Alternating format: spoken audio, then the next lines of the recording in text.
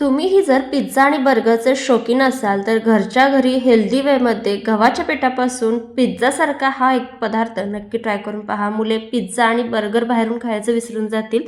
त्यासाठी इथे मी 2 वाटी गव्हाचं पीठ, पाव चमचा मीठ, पाव चमचा बेकिंग पावडर, 1 चमचा दही आणि हलकंसं पाणी घालून कणिक मळून घ्यायची, साईडला ठेवून द्यायची.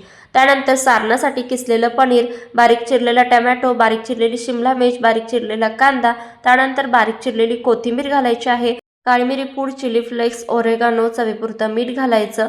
जसं तुम्हाला स्पायसी हवं आहे त्या पद्धतीने याचं प्रमाण तुम्ही कमी जास्त करू शकता. त्यानंतर किसलेलं चीज यामध्ये घालायचं आहे.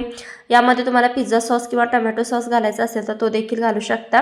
त्यानंतर लगेचच इथे जे आपण कणिक बनवलेले आहे त्याचे लिंबा एवढ्या आकाराचे गोळे तयार करून घ्यायचे आणि अशा पद्धतीने पारी लाटून घ्यायची. सारण त्यामध्ये भरून घ्यायचं आहे. किसलेलं चीज घालायचं आणि याचा गोळा तयार करून घ्यायचा आहे व्हिडिओमध्ये दाखवल्या पद्धतीने.